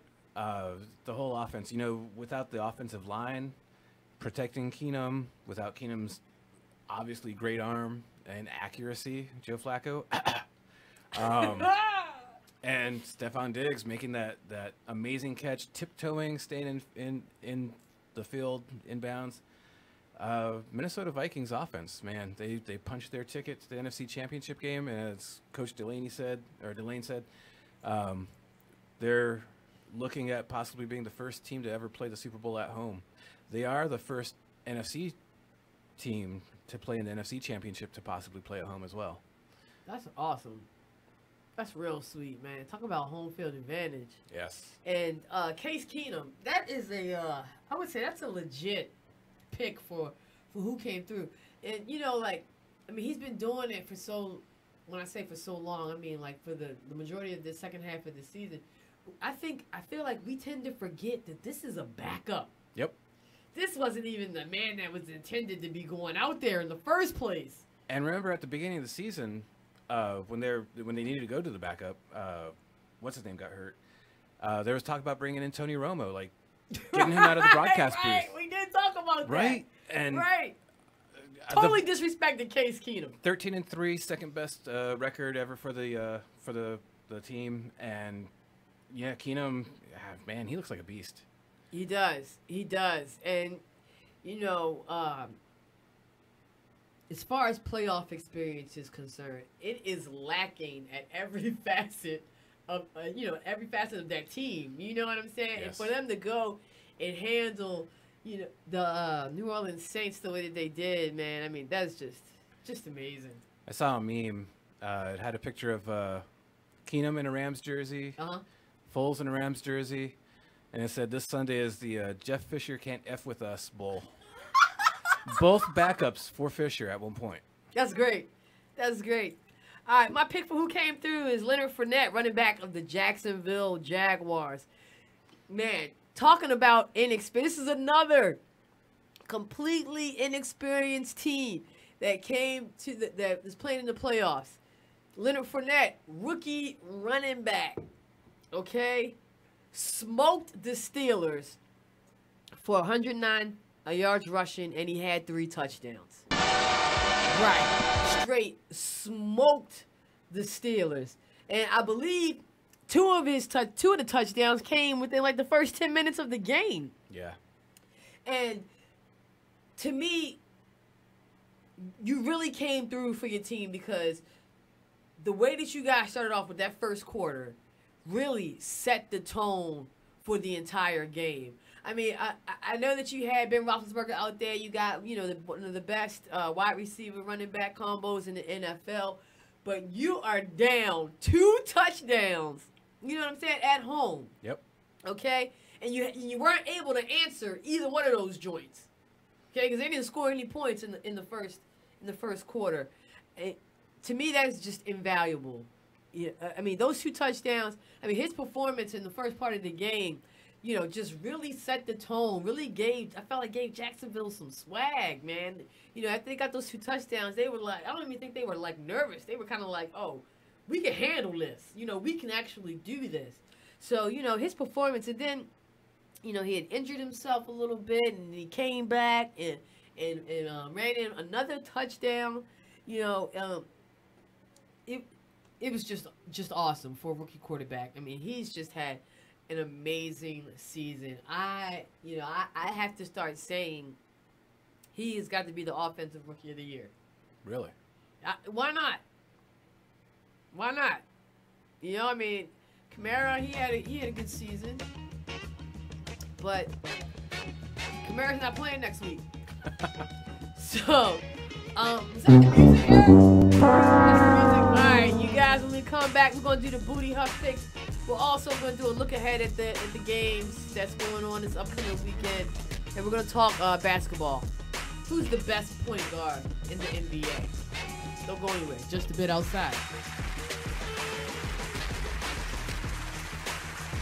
You are listening to BeExposedRadio.com, the home of Talk Lately with Monty, every Tuesday at 7 p.m. Homegrown radio show. Oh, thank you. I don't want any company. Don't interrupt solo nachos. Yeah. For real. I was sitting with a friend at a restaurant. So we were at a restaurant. It was a coffee shop, but we had a table to ourselves. This man came up and sat next to my friend. And for a second, we didn't really know what to do, so she got up to order another coffee. And this man had the audacity. This man I've never seen before in my life just sat there. He had the audacity to ask me, will you go order me a coffee? What? I laid in. What? Yeah, he's like, go order me a coffee. Like, have you lost your mind? Excuse me? The older I get, the sassier I get, because you have to be. I don't want to be that way. I'm a nice person, but if I have to pull that out, I absolutely will. Yeah. So I told him, I'm like, frankly, sir, this is traditionally not what's done in a restaurant, and you're making me uncomfortable. I need you to leave my space. My friend and I went to the upper part of this coffee shop, which was like a rooftop bar. We were smoking hookah. Same thing happened. He sat next to us. He reached out for our hookah. And at that point, I didn't really know what to do at that point, because I don't know what's going through his head, but he's kind of stalking us in this restaurant. She's my same height. I'm 5'4". She's probably 5'5". We're small. What am I supposed to do? And I thought, if he's here in my space for another 30 seconds, I'm going to have to tell somebody, because I'm feeling so uncomfortable. Yeah. What if he follows me back to my car? What if he follows my friend back to my car? And the fact of the matter is, maybe he didn't have any ill intention, but because the state of the world that we're in now, I had that fear and my friend had that fear. And I'm sure any woman in the city would have that same fear if the same thing happened to them. Yeah. It's disgusting that it happens. So men need to understand that, one, my body, my rules, your body, your rules, and that's fine. You're not entitled to anyone else's body. You're not entitled to anyone else's friendship or conversation. You are listening to BeExposedRadio.com, the home of Talk Lately with Monty, every Tuesday at 7 p.m. It is what it is. Radio show. Go ahead. All right, listen. All right, say situation. Because I keep telling y'all, it's different situations in the child support thing. You can't just pinpoint one thing. You can't just say, oh, here did be. That's why you're on child support. Oh, he this. That's why you're on child support. Oh, she this. That's why she on child support. No. Sometimes it could just go off of, oh, I just called him and asked him, can he pay for the pictures? You are listening to BeExposedRadio.com.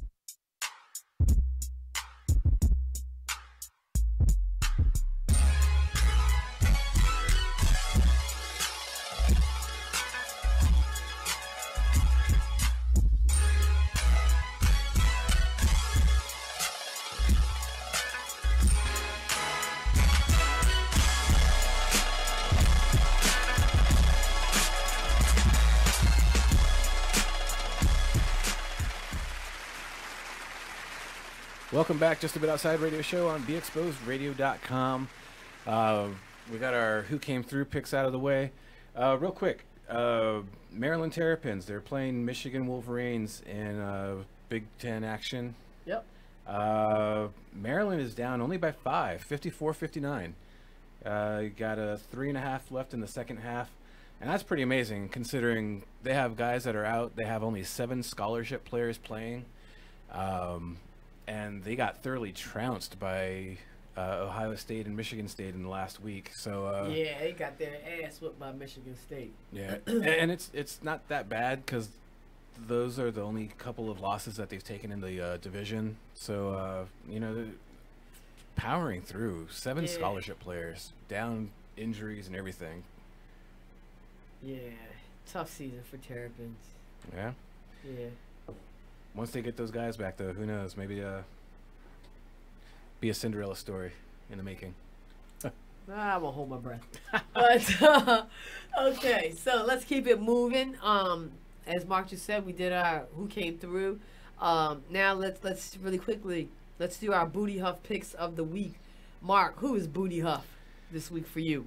Man, for me, it's Tennessee Titans. Like, they go into Arrowhead and they beat the Chiefs in one of the toughest stadiums in the NFL, year in, year out.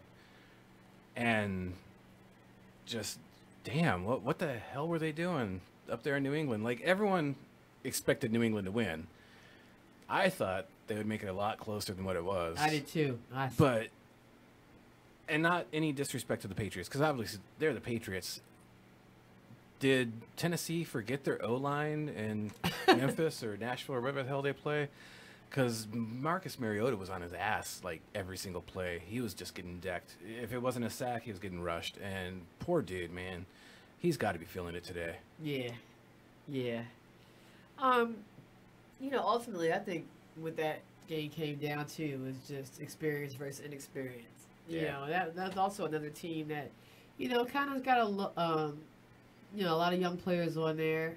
Their veteran, former Patriot Eric Decker. Yeah. So Eric Decker. That just lets you know right there is your veteran. So, there wasn't much experience on that team.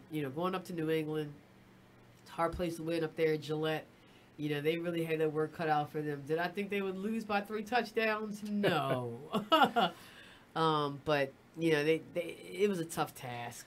It was. Last week we talked about the reported troubles in New England. Yeah. And you expressed doubt, and I thought about you because it seems like in the playoffs, New England always does it. Like the other team comes out hot, scores, and you're like, oh, they're gonna get them. Yep.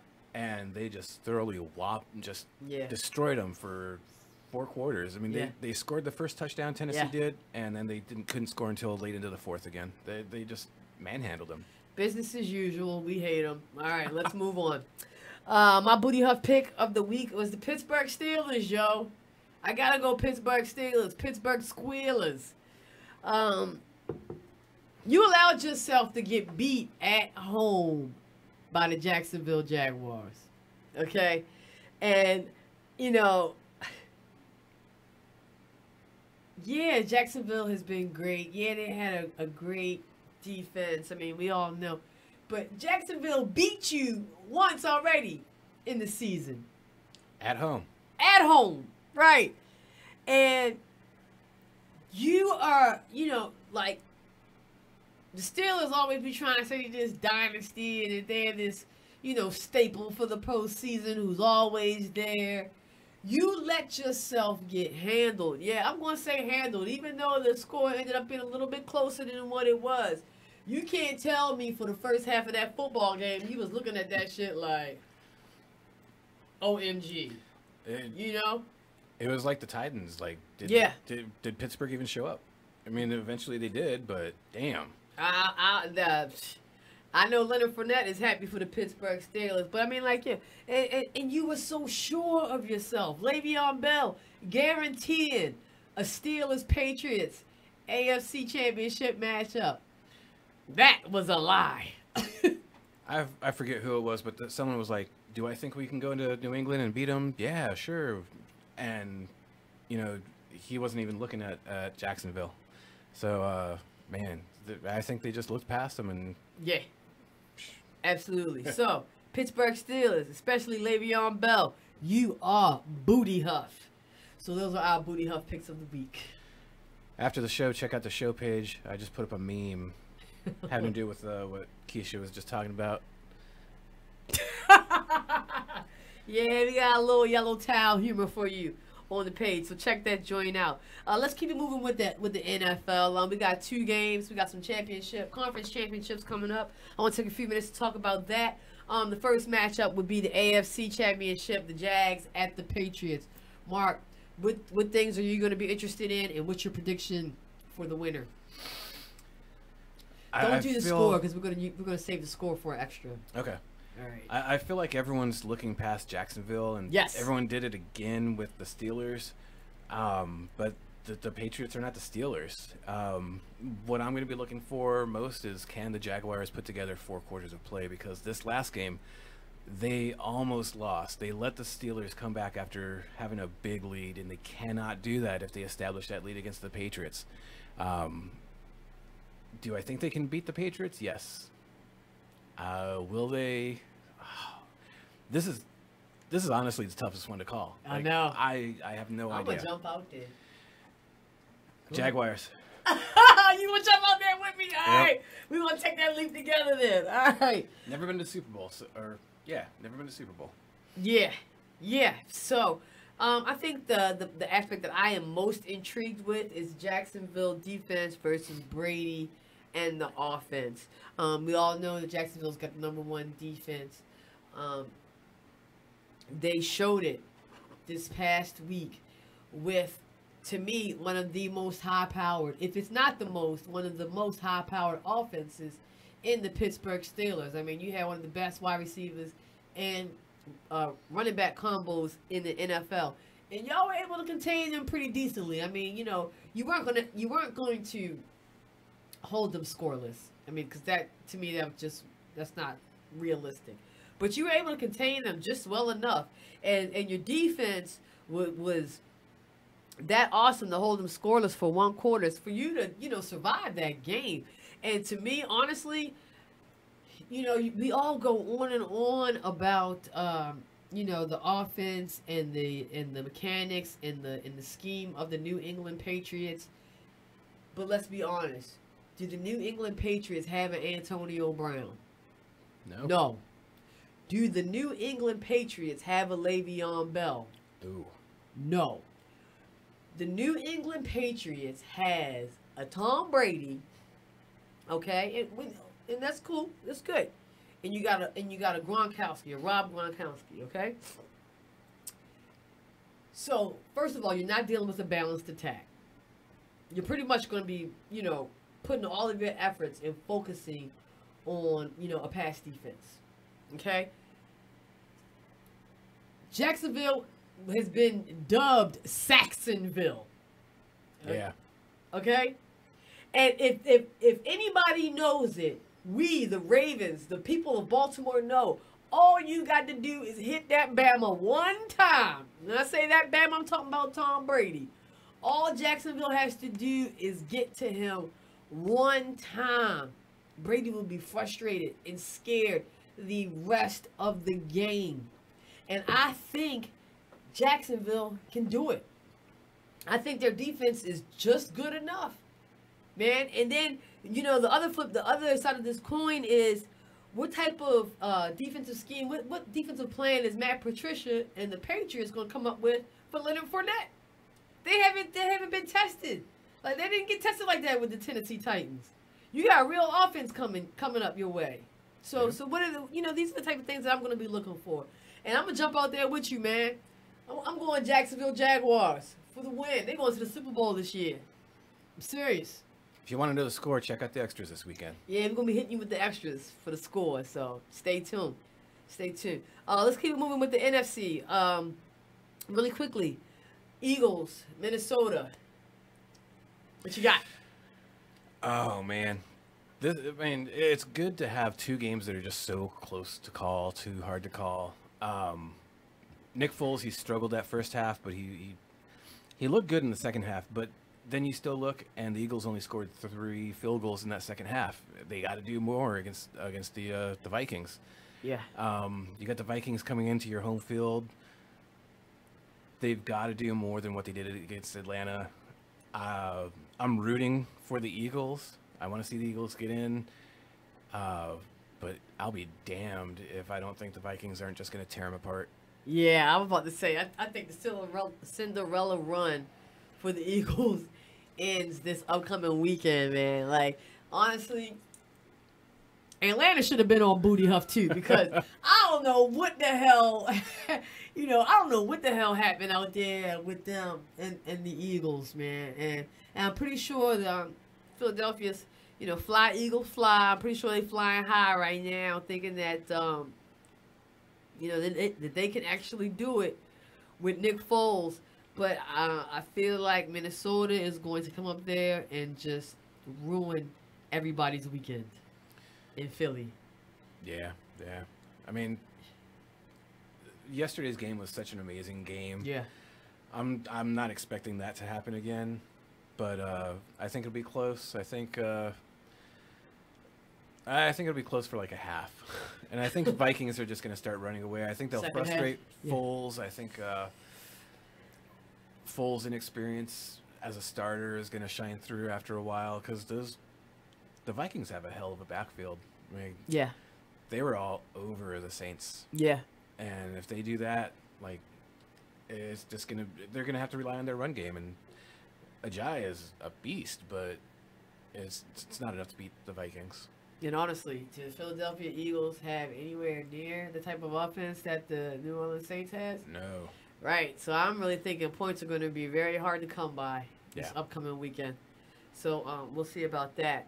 In the few minutes that we have left in this segment, let's talk a little bit about the NBA. So I saw this graphic. I mean, we all know that Russell Westbrook has been playing, amazing. He's always playing amazing. He's, the reigning MVP. I saw a graphic last week that, made me want to add Russ to the lineup, and it is basically saying that, he's pretty much maybe like a step behind as far as the pace of frequency of triple doubles. I mean, he's just like a step behind it. Wow. Right. And, got me to thinking. I mean, a month ago, we had a discussion about who's the best center in the NBA. And, kind of got me to thinking, with everything that's going on, Harden's been having a good season, even though he's been out the past couple of weeks. You always throw Curry into it. And then, recently, DeMar DeRozan. He a point guard? I think so. I think he is. And the player DeMar DeRozan, got me thinking. And I think it's a good question to ask. And you guys are more than welcome to chime in. Who is the best point guard in the NBA? Mark, who is your pick? Who would you want to have as point guard on your squad? I went just a little bit outside. Really? I love it. Just a bit outside. Because you know what I'm going to say. I think it'd be easy to say James Harden or someone like that has depth going into the playoffs and everything. But I chose Damian Lillard. He's having a great season. Wow. Okay. Yes, I like it. 26.4 points per game, I believe. Sure. And Portland, no one saw Portland doing any good at all. I think they were like towards the bottom of the barrel last year. And they're looking good this year. I think a playoff run is definitely in the cards for them. And that's what they got Lillard there for, 6-7 years ago. And they're finally gelling, finally putting something together. And he's definitely a piece to build on. Absolutely. Him and CJ McCollum, they have a very exciting backcourt. To me, I feel like they're very similar to Bradley Beal and John Wall. I do enjoy watching them play, and that's a pretty good pick for best point guard. That's decent. That's decent. You guys know. You guys should know where I'm going with it. Of course, I'm going to select my dude, Dangerous Russell Westbrook. He's still going strong with the triple doubles. There's a twinkle in your eye every time you say his name. I mean, there's just some players where I just become a little fan. Like I get a groupie. I'm a Russ groupie. I can admit that. I probably need therapy, but but he's. Thanks, Eric. He's pretty much been. He hasn't missed a beat. He's kept it going from last season. you know, he's continuing to do the damn thing. You know, the thing, Oklahoma City Thunder is one of the teams that's still baffling me right now, you know, and it was like, you know, Jimmy texted me last week. I can't remember what game it was that they lost, and I was just like, oh, it was the Minnesota game when they played Minnesota, because I hyped the damn game up on the show page, and I was hyping up Dangerous on the show page, and I feel like every time I hype somebody up, every time I talk, like, they just make me look like a complete idiot. Like, this was a game that I thought, you know, the Thunder, you know, they were kind of playing all right and everything. I thought this would be a game where they would show up, and they really didn't show up. They're still trying to figure things out up there. But to me, I mean, you know, it gets no better than Russell. You know, you want somebody, you want your point guard to be the leader. You want your point guard to have the heart, you know, and to me, it's about the intangibles. And you know, nobody drives the basket like Russ. Yeah. Nobody. There's only one other person, that's John Wall. So, you know, to me, you know, hands down, that's an easy pick. You know, Russ is the best point guard in the league. You guys, don't go anywhere. When we come back, we'll have final updates. And we're going to wrap this thing up. Jeez, it's almost 9 o'clock already. Just a bit outside. Mark, Kescia.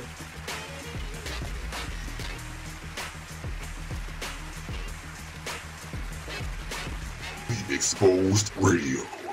Well, if you made them, take care of them. Yeah, that's period. The real. You're right. That's the real deal. It's period. Right. And all that old money shouldn't go toward this, money should go to, if the child is with one of the parents 24/7, 7 days a week, you don't even come get your child every day. You come get your child once a month maybe, or once every 3 months. Right. You cannot dictate where that money goes, especially if the child ain't calling you about nothing. Now, if the child calling you every week, then you can question about where the child support is going. But if every time you pick up the child, they look nice, they ain't complaining about nothing, why are you worrying about where the money go at? It is what it is. Radio Exposed Radio. Let me do that. There's certain things for everybody. Yeah, like, you know what I mean? There's a time and a place for everything. Maybe if I'm sitting down reading a book and then I'm like, all right, cool, let me throw this Lupe on, get this real lyrical going on, and maybe I see a whole nother side of something. But if I'm sitting down with a bottle, I don't want to hear that. I don't want to hear it. Like, you might turn on the right Lupe song, you feel me? And because I'm drunk, I'm going to get lit for it. Right. But, yeah, for the most part. No. What's up, guys? It's your boy, Shepsworth Bentley. And make sure you guys check out Homegrown Radio every Sunday, 7 to 8 p.m. right here on BeExposedRadio.com. It's new, fresh, Baltimore radio. Black by Demand Radio Show. So that's what this one deals with, right? So it says, wondering if someone attractive is checking you out or worrying that someone may be nosy about whatever you're doing. Simply check your watch and see what the person does. Mm-hmm. If they're actually watching you, they'll usually automatically look at their own watch as well.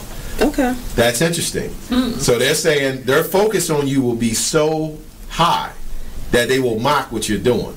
Now, what I thought about when I read that was like when people yawn. Mm-hmm. You understand what I mean? Like one person to yawn, it triggers other people. So I think that's what they're getting at with this, you know, because they'll be so focused on you. So like as ladies, you know, I'm sure y'all have been in situations where you got dudes in there, you know, that you might think is checking you out. Maybe that's a technique you could apply. You are listening to BeExposedRadio.com.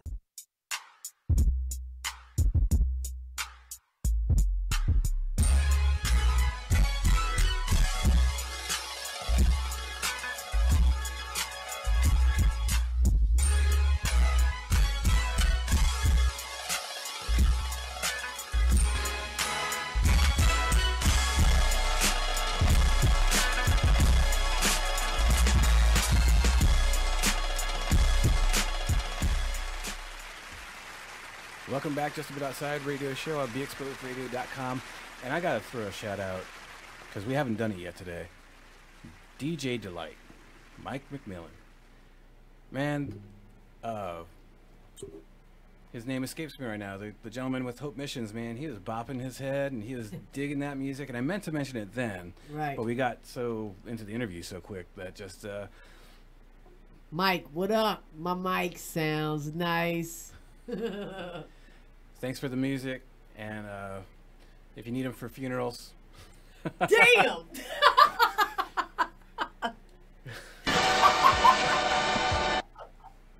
I always give her shit about that. Bar mitzvahs, bar mitzvahs, weddings, baby showers. Whatever you need a DJ for, call him up.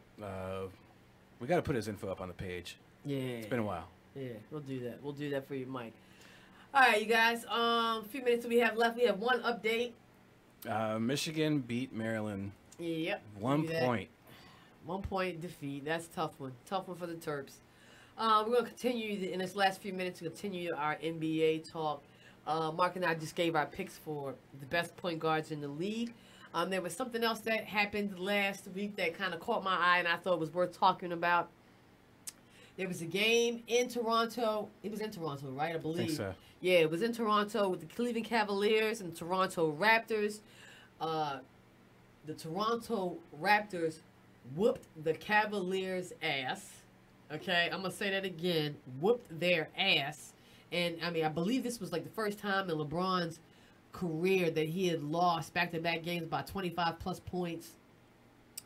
During this game in Toronto, there was a scene, there was a few minutes where LeBron just went the hell off on the sidelines. I mean, went off on the team, went off on the coach. Looked like, you know, Coach Lou was trying to get a couple words in, and LeBron was like, nah, I'm not trying to hear that. This is what everybody needs to do. And it got me to thinking, you know, how okay are we with LeBron being a player coach? Now, I know there's some bronze sexuals out there. Them bronze sexuals that's going to be like, that's what he's supposed to be doing. That's what he need to be doing because, you know, the team ain't doing nothing. He out there doing it by himself. I want reasonable, you know, logical thinking fans to comment on this. You know, how okay are we? How okay are you with LeBron being a player coach? I'm okay with it just because, you know, it's the competitive nature of the game. And Michael Jordan, you know, he lit up on the bench too. So, I mean, he gets compared to MJ. Might as well act like him too. Okay, all right. See, I threw a wrench at you. You did, man. You did. Now I feel like, okay, so this is my thing. No, I'm not okay with it. You know what I mean? Like, there are, you know, my favorite basketball player of all time is Kobe. And we all know Kobe, along with Michael Jordan, did not hold your hand. Yep. Okay? But there are ways about doing this. Okay? You going over top of the coach on the sideline during the game, man, you know, first of all, you doing that, you may not realize what you're doing, but subliminally, you're setting a type of tone with the team when you're handling the coach, you know, a certain type of way in front of the rest, in front of the team. In the world. In front of the world, right. You know what I'm saying? So, you having that little temper tantrum on the sideline, you know what I mean? He may not have realized it, but, you know, there could be another player sitting there watching like, man, LeBron is really going off on Lou. Next time Lou try to tell me something, I'm going to give him a piece of my mind, too. You know what I'm saying? Or let's take it another place. Man, LeBron going off on Lou. Maybe Lou don't know what he's talking about. Nah, because... And I'm not even a LeBron... Sexual. Yeah, a LeBron sexual. That's LeBronies. Aw. LeBronies. I don't even like LeBron, but, I mean, he has that star status that, you know, third-string dude's not going to be able to act the same way, and they know it. Right. True that. True that. They know it. But, you know, my thing, though, with Kobe would take you... Kobe would wait till you got to the locker room and be like, look, dude, let me tell you something right now. If you don't play at your best level, the level that I'm telling you that your best level is, you'll be off the team. That's how he did that thing. You didn't see Kobe on the sideline screaming and hollering and doing all of that. You know what I'm saying? Like, so Kobe was the leader, and he was the leader, but, you know, he kept that in-house. You know what I'm saying? in the locker room. It was rare that you'd see him blow up on the court or on the side. Yeah, I mean, there might have been a couple of times when he was like, yo, pal, what the hell are you, you know, like maybe like a what the hell are you doing kind of look, but not no rant, like temper tantrum rant like I saw with LeBron. And, you know, it's just got to be tough to coach his team, man. You know, I be feeling for Lou sometimes. You know what I'm saying? Like, that brother, he probably be like, what the hell am I supposed to do? You know what I mean? He chased Mike Brown out of town. Mike Brown ain't been right since, man. I'm trying to. Whoa, hey, remember when he took over for Steve Kerr, though? Yeah. That team played for itself, okay? He did not have to do anything. And, you know, there's some people out there that saying Luke Walton might not have been all that because, you know, he's struggling in L.A. right now. Oh, look at who he has. I know, but, you know, I mean, y'all cut my man Luke Walton a break, man. I ain't ready to do that yet. I'm not ready to do that yet. But, yeah, man, I mean, back to LeBron, though. I mean, to me, that's just that type of behavior has to stop. Yeah. You know, if I'm an owner, if, you know, GM, somebody in the front office, we're going to have a conversation about that. But, oh, shit. Okay, all right. So I hear the music. Thank you, Eric. You know, we always like to end our show on a good note. And I believe we have a feel-good story. Mark, what you got? We do. University of Central Florida. They went undefeated in football. They're going to be racing their own national championship banner because they felt shafted they didn't get in the playoffs. They have a young man, Shaquem Griffin. Okay. He's a linebacker. His twin brother is Shaquille Griffin with the Seattle Seahawks cornerback. Oh. Shaquem, at 4 years old, had his left hand amputated. What? He had a lump that was, I don't know if it was a birth defect or what, but he ended up getting his left hand amputated. So he has no left hand. He's played phenomenally. His mom said, like, the next day, even after he had it amputated, like, he was holding a football. Like, he's had a football in his hands for life. Wow.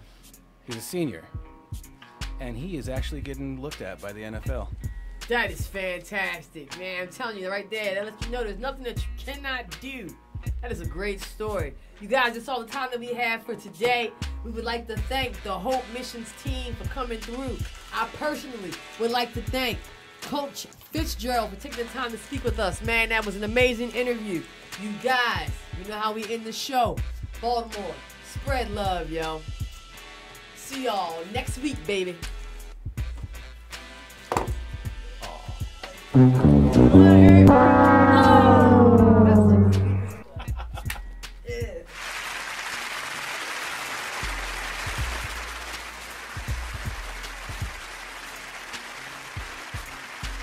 are tuned in to BeExposedRadio.com. So we were talking about critical thinking. So we definitely believe that